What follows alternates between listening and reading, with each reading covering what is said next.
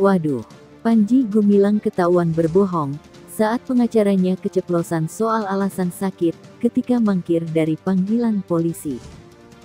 Menjawab kenapa klien kami Bapak C. Panji Gumilang sebagai Ketua Dewan Pembina Yayasan Pondok Pesantren Al Zaitun tidak dapat hadir pada hari ini adalah karena beliau mengalami sedikit ada cedera tangan yang diakibatkan oleh terpelincir dari sepeda. Jadi itu satu alasan pertama.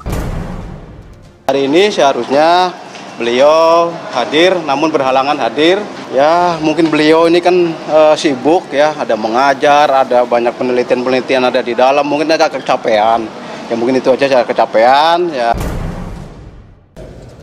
Seharusnya Saudara PG kemarin dipanggil untuk pemeriksaan dia sebagai saksi dalam proses penyidikan.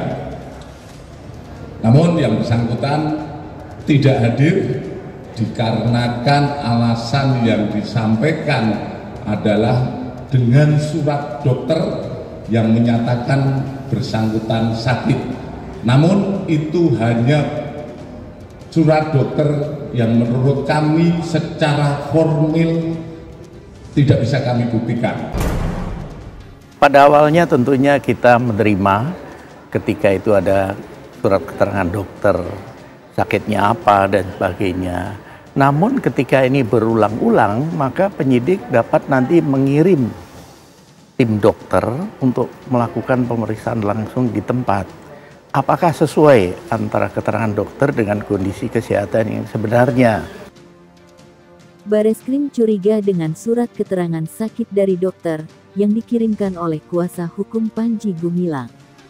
Pemeriksaan kedua terhadap Panji Gumilang terpaksa ditunda lantaran Panji Gumilang mangkir. Dua alasan yang berbeda disampaikan oleh kuasa hukum Panji Gumilang. Salah satu pengacara Panji Gumilang mengatakan bahwa Panji Gumilang tangannya terkilir akibat jatuh dari sepeda. Sementara, pengacara yang lain mengatakan bahwa Panji Gumilang sedang kelelahan. Proses penyidikan terhadap kasus penistaan agama dengan terlapor Saudara PG, kami sudah melaksanakan berbagai proses pemeriksaan, yaitu 38 saksi yang sudah kita periksa, kemudian 16 saksi atau ahli yang sudah kami periksa, yaitu meliputi ahli pidana, ahli sosiologi, ahli agama juga ada ahli fikih dan lain sebagainya. Kemudian kami sudah mengantongi satu berita acara interview yaitu kepada terlapor, yaitu Saudara PG yang pertama kali saat dilaksanakan penyelidikan. Kemudian seharusnya Saudara PG kemarin dipanggil untuk pemeriksaan dia sebagai saksi dalam proses penyidikan. Namun yang bersangkutan tidak hadir dikarenakan alasan yang disampaikan adalah dengan surat dokter yang menyatakan bersangkutan sakit. Namun itu hanya surat dokter yang menurut kami secara formil tidak bisa kami buktikan.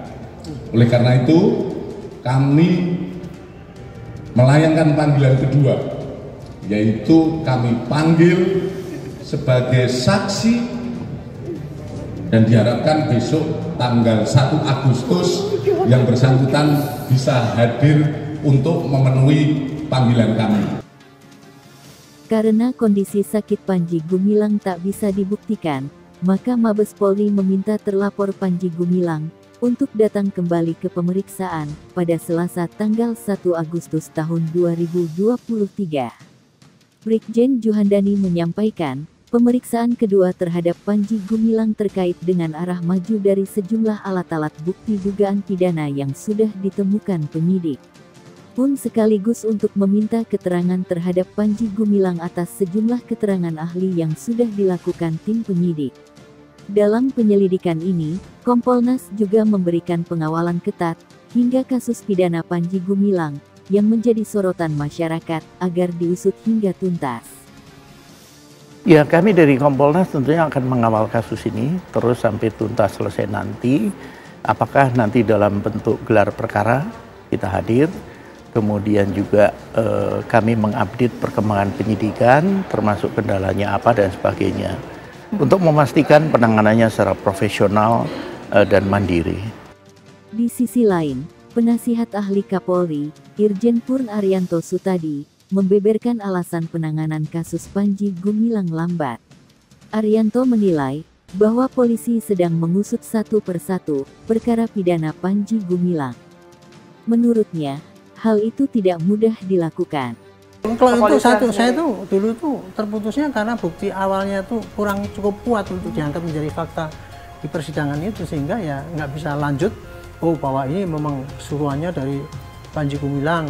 Kalau dilihat dari kasus sekarang, kemudian juga kendalanya kayaknya sama ya Pak ya. Akankah ini juga terhenti Pak seperti di tahun 2003 itu tadi? Kalau saya memperkirakan ya, kalau yang disasar itu NII ya, kayak saya kira sampai apapun susah lah untuk membuktikan bahwa itu gerakan NII yang dilarang atau apalagi makar gitu ya. Kemudian membuktikan bahwa FAI dulu dilakukan oleh Bapak Al Zaitun itu akan sulit lah gitu.